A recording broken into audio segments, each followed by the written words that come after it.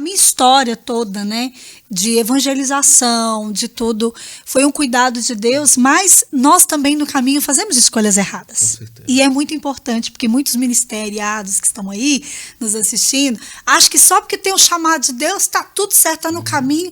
Não, cuidado, vigia e ora, sabe? Porque isso é muito importante, porque a gente acaba fazendo escolhas erradas. Você perguntou para mim se eu, né, sou casado, mas já fui casado. Eu sabia, eu sabia, mas eu só perguntei por educação. Sabe por, né? Brincadeira. Não, mas eu sabia já, eu sei. Então, o que acontece? O processo que eu vivi dentro dessas escolhas erradas, e onde que foi o start dessas escolhas erradas e aonde me levou isso. Isso é muito importante. O que acontece?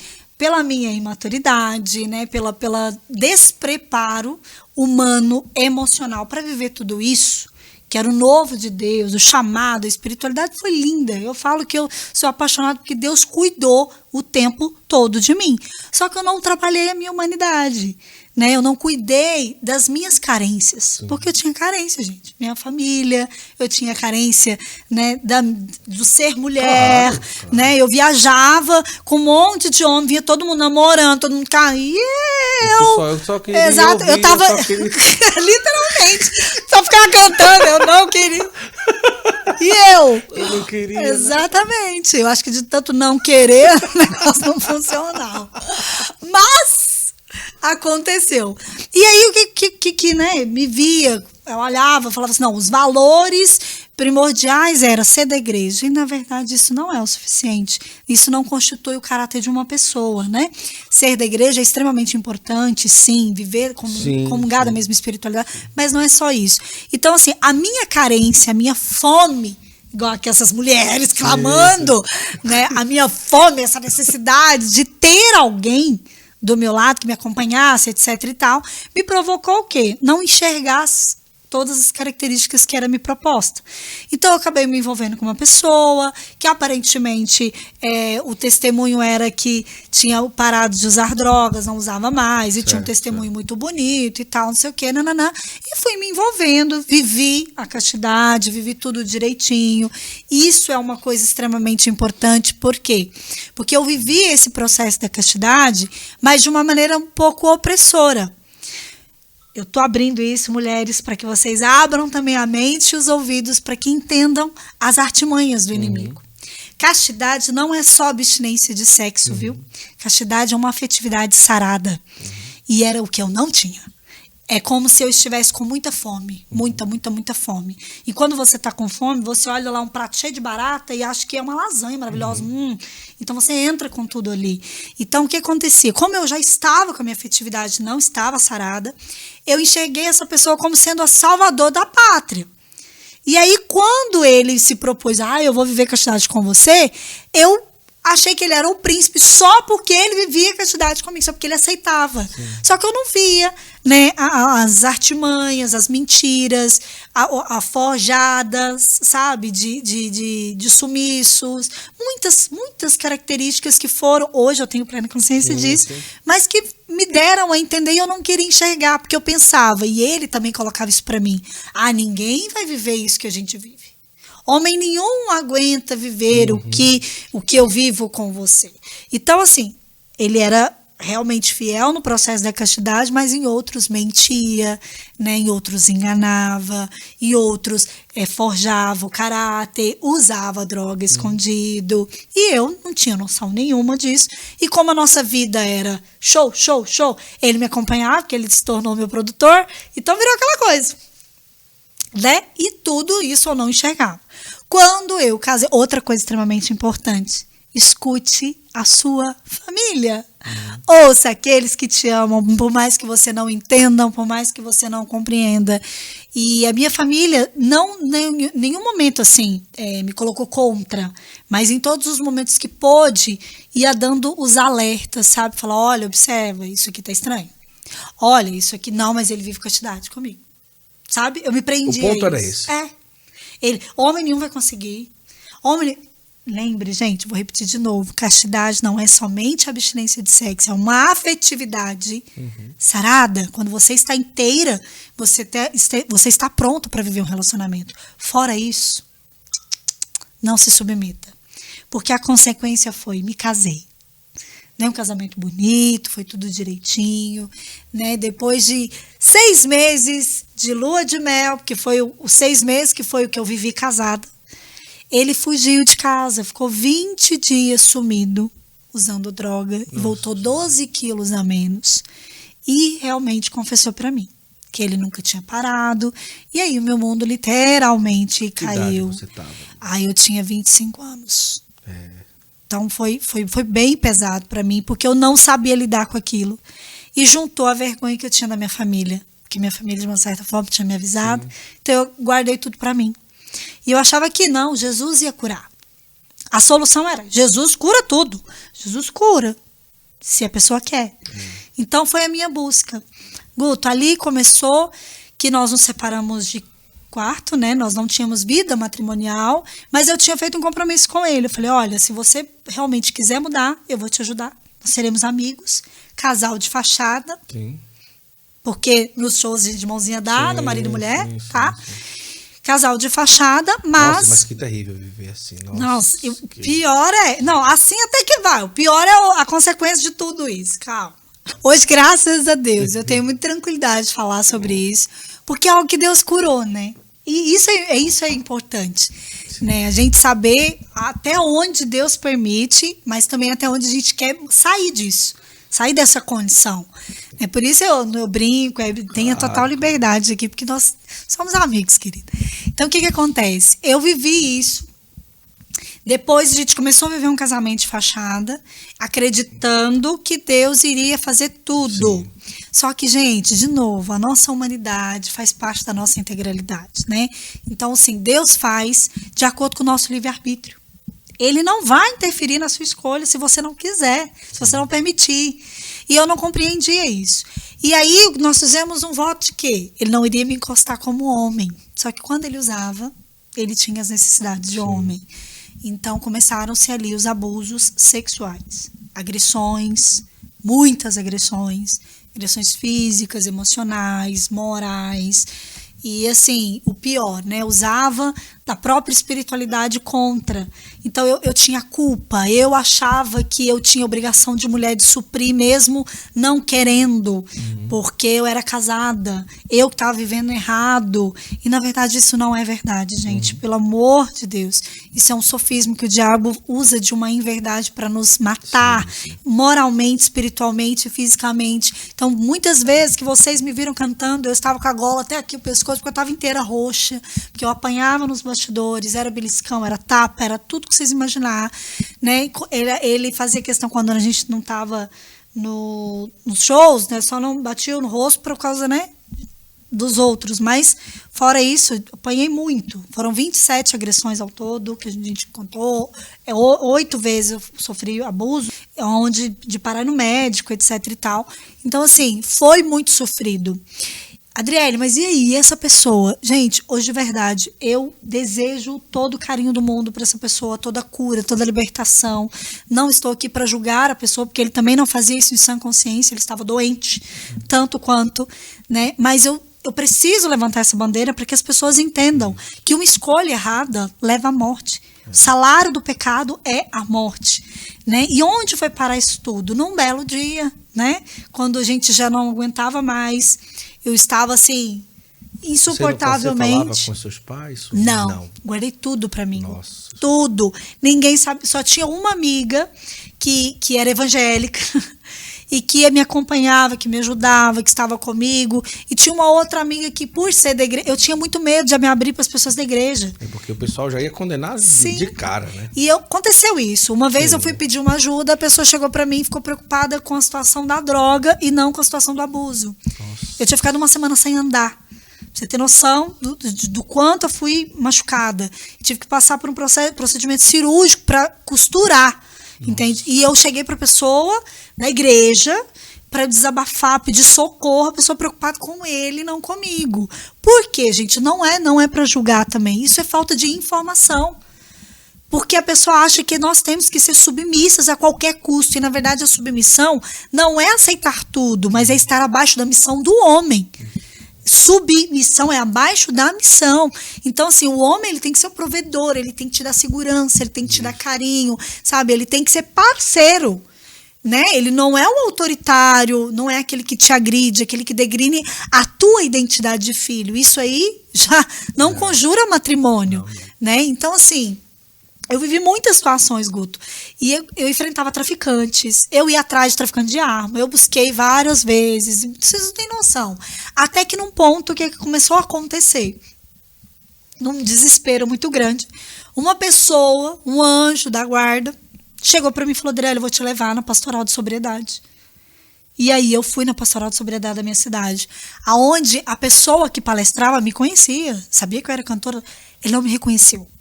Nossa. Eu emagreci, eu parei de fazer missão, eu parei de cantar, eu comecei a me afastar dos shows, comecei a me afastar de tudo. Eu tinha nojo das pessoas da igreja, eu tinha repulsa de tudo aquilo, porque eu achava que eu vivia uma mentira, e realmente eu vivia uma mentira. Não tinha por que subir no palco e falar de Deus, sendo que eu não estava acreditando, porque Deus não o curava. Né? Isso era uma das coisas que era jogada também, toda vez que a gente discutia, ele colocava assim pra mim: Adriele, você tem dom de cura e libertação, você cura todo mundo, por que você não me cura? Então, eu me sentia culpada pelo uso. O tempo todo era culpa, culpa, culpa. Então, minha linda, é muito importante eu falar isso para vocês. Estou abrindo situações porque talvez você esteja se identificando. Talvez você passe por esse abuso moral, emocional. Então, cuidado. Às vezes, não chegou no processo da agressão física, mas dá para você parar antes de chegar. Porque começa com essas pequenas chantagenzias e manipulações emocionais. Foi o que aconteceu comigo. Isso resultou que, num show que eu tinha que cumprir, agenda, que tinha, eu parei de fazer agenda, mas eu tinha algumas agendas para cumprir, nós fomos fazer um evento chamado Totos Tours em Goiânia. Eu, Thiago Brado e a Adriana. Fiz o show, foi lindo, maravilhoso. Eu tinha sofrido uma agressão antes. Fui para o show. Sorri para as pessoas, só que eu estava num nível de estresse, assim, absurdo. Quando eu saí do show, eu peguei uma bactéria que subiu direto para a cabeça e ocasionou um aneurisma cerebral. Nossa. Eu fiquei 34 dias internada, 14 dias em coma. Totalmente desenganada pelos médicos. Tive morte encefálica, 80% de sangramento do cérebro. Subiu direto, aneurisma, puf, estourou. E nisso, os médicos pediram a minha mãe para autorizar a minha volta do coma, porque tinha que voltar. Na verdade, eles estavam ali querendo, porque não tinha mais o que fazer. Eu não respondia, ficava naquele negócio.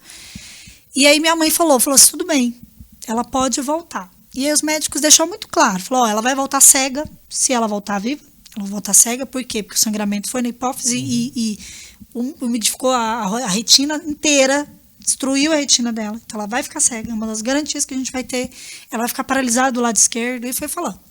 N coisas negativas, minha mãe falou, tudo bem, a única coisa que eu quero é que um padre venha dar unção dos enfermos antes de qualquer coisa. E os médicos liberaram, chamaram o padre Paulinho daqui de São Paulo, um querido padre Paulo Borges, que é que nem eu, desastradão. Ao invés dele pegar o olhinho, ele foi lá e tacou o potão, assim, saiu com o pote e correu para São José dos Campos, vou lá dar mesa para essa menina, que era o meu diretor espiritual na época. Quando ele chegou lá, ele com um pote desse tamanho de jaqueta, isso minha mãe me conta, disse que na hora que ele entrou na sala, no meu quarto, ele derrubou o óleo. E derrubou, fez aquela bagunça no quarto inteiro, que tem todo o processo de contaminação, né, limpeza e tal. As enfermeiras desesperadas, os médicos desesperados. Diz que no meio daquela cena, ele gritou, ele falou, para tudo. Para tudo. E minha mãe parou, todo mundo parou. E ele falou, ela está sendo curada. Porque o evangelho de hoje diz que o vaso de alabastro tem que ser quebrado. Sim. E ele acabou de ser quebrado. Aí ele se sujou todo de óleo e me deu um abraço. O médico ficou desesperado, porque né, tem todo o processo de contaminação. Ele me deu um abraço, me sujou todo de óleo e foi embora. Não acordei, gente. Não acordei no mesmo dia. Deus fez minha mãe esperar o processo da cura. Deus fez que nem Lázaro, né? Esperou 4 dias. E, na verdade, não esperou nem isso tudo. No outro dia, 24 horas, no mesmo horário que o padre estava, eu acordei, abri os olhos. Nossa. Enxergando tudo.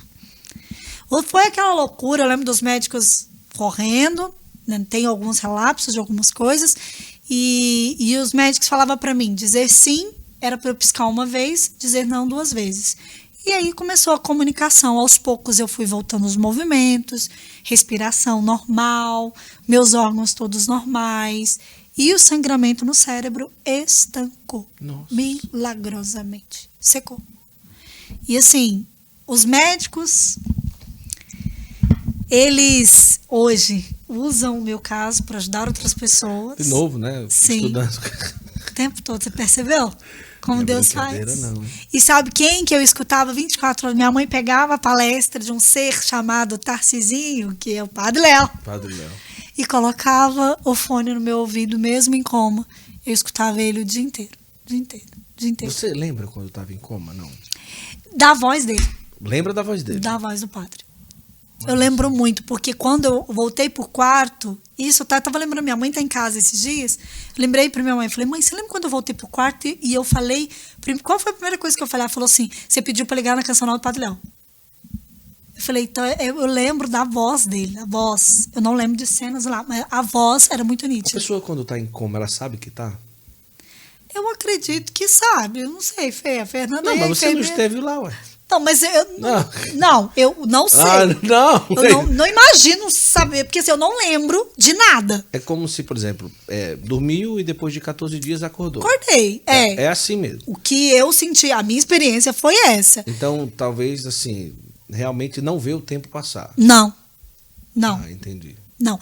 O mais louco... Sonhos, lembranças, Não, nada. isso eu não tenho. Eu só lembro do timbre da voz do padre. Só. O timbre dele é muito nítido.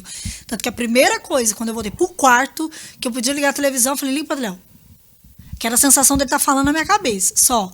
Eu tenho alguns relapsos de memória de voltar. Quando eu fui voltando. Certo. Né? Porque assim, eu fiquei muito tempo sedada, eu fui voltando e tal.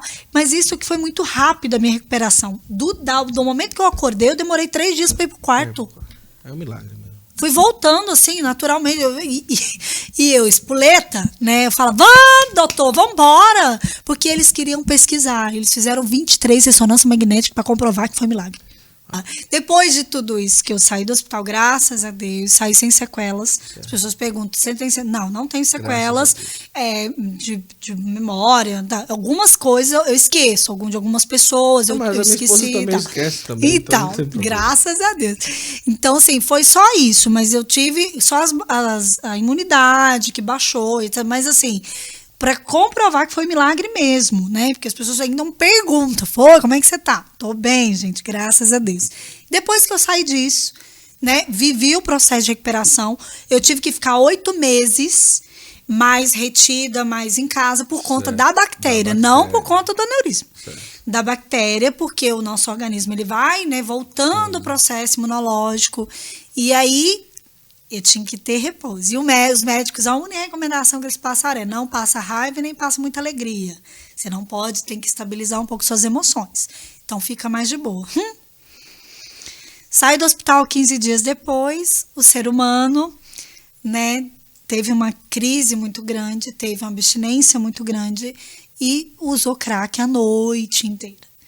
E aí ele me agrediu muito. Você continuou com ele depois que saiu do hospital? Depois que eu saí do hospital, eu fui na família, falei que eu não queria mais. E aí a família pediu até estabelecer um lugar para que ele pudesse ficar, que eu ficasse com ele. Falei, tudo bem, só que eu estou em tratamento, né? Minha família lá, beleza? E aí foi nesse final que ele me agrediu. Aí foi uma agressão muito feia, assim, onde vizinhos viram, o vizinho que me salvou, graças a Deus. E aí eu tirei foto, entrei com medida protetiva, e aí foi caso de polícia mesmo. Infelizmente. A separação não foi tão boa assim. Depois, a gente se perdoou, eu perdoei ele, realmente entrei com processo da nulidade matrimonial, porque, né? Sim, tem tudo a ver. Tem nem o que discutir nesse sentido, mas... assim, o mais importante, Guto, é as pessoas compreenderem que não precisa chegar nesse ponto. Não precisa. Sabe? Eu acho que a gente precisa entender que a nossa espiritualidade, ela tem que ser equilibrada. Isso. Eu tenho que entender que todos nós temos que fazer a nossa parte. A nossa conversão, ela é diária. Porque eu estou em Jesus, Jesus vai resolver todos os meus problemas. Não vai. Né? Depende de mim, eu faço o ordinário e o extraordinário de Deus. E foi aí que minha vida mudou, Guto. Por isso que eu brinquei. Quando você falou que você me entrevistou, eu falei que eu era chata. Eu era chata mesmo. Não era no sentido de ser nojenta, não. Eu era chata no sentido, assim, dessa incompreensão imatura, sabe? De achar que, às vezes, tinha razão de tudo dentro da espiritualidade, por ter um certo conhecimento. E hoje, não. Hoje eu sou uma nova mulher. Eu sou uma nova pessoa. E eu falo que tudo isso que aconteceu tinha um propósito de Deus, que é muito maior do que eu posso imaginar. Eu sei que eu não estou vivendo nem a metade daquilo que Deus tem para mim ainda. Porque eu sei aonde eu cheguei, o fundo do poço que eu me enfiei, e eu sei aquilo que Deus tem para fazer através dessa história. Eu sei o quanto de sangue, né, foi rodado ali, não sangue meu, mas sangue de Jesus por mim. Eu ia dizer isso agora, você acredita? Que bem. Eu só ia falar isso assim, eu só ia dizer assim, parece que o sangue que gravou seu cérebro não era o seu. Não era. Não era. Era o sangue de Jesus. As pessoas perguntam assim para mim, Drelly, aonde estava Jesus nos teus sofrimentos? Jesus estava o tempo todo do meu lado, Guto. No meu sofrimento, Jesus estava comigo. Nas agressões, Jesus estava comigo. Sabe por quê? Porque em nenhum momento eu peguei doença. Isso. A minha ginecologista, ela chorava. Quando eu fui passar pela última situação que foi muito feia, ela chorava, ela falava assim, eu não entendo como que você não pega doença. Eu falei, você não entende? Eu sei quem está comigo. Eu ainda não compreendi a dimensão de tudo isso que eu estou vivendo, mas eu sei quem caminha comigo. E o Éfata surgiu nisso. O Abra-te de Deus surgiu nesses momentos de dores, nesses momentos onde eu não tinha saída. Eu falava, eu não vejo saída para minha espiritualidade, porque eu não acreditava mais na Igreja Católica. Porque eu culpava a igreja por uma escolha que era minha. Então eu precisei viver um processo de cura até retomar. Então você está perguntando, tem quanto tempo? Tem 5 anos. Mas que eu voltei mesmo para a missão, que eu voltei a me expor no Instagram, que eu voltei até a coragem de olhar para as pessoas e falar assim, essa sou eu, imperfeita, ferida, cheia de marcas no corpo, mas essa sou eu, sabe? Deus me ama assim. Tem 2 anos, Guto. Eu sei. Tem 2 anos que eu voltei e eu não tenho vergonha nenhuma da minha história. As pessoas perguntam sobre o perdão, né? Total. Sabe o que você olhar para a sua história e você perdoar porque você soube, né, que de mal Deus ainda é especialista em pegar desculpa da merda e fazer adubo. E é isso que eu me sinto hoje na mão de Deus. Eu sinto como que se ele me pegasse daquela situação e falar, não, agora você vai ser adubo. Porque agora você vai saber como fazer direito. Qual foi o erro? Troca das ordens. Lembra que eu falei que nós somos seres espirituais em corpo humano? Quando eu quis fazer a minha escolha, eu satisfiz o meu corpo. Mas eu esqueci de perguntar ao espírito. Sim. Então, quando a gente anda segundo a carne, a gente aborta a presença do espírito em nós. É como se Jesus gritasse e falasse, filho, olha para mim aqui, ó. Eu quero te ajudar, pergunta para mim, sabe? Deixa eu te dar opinião, Não, eu tô com fome, eu quero comer, eu quero satisfazer o meu sonho de casar. Eu quero casar. Não, eu quero casar segundo o coração de Deus. Aquilo que Deus quer para mim é o que eu quero. Então, essa é a mudança.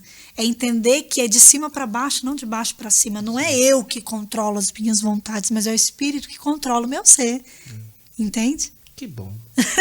Tá saber que tá só começando agora, né? Amém.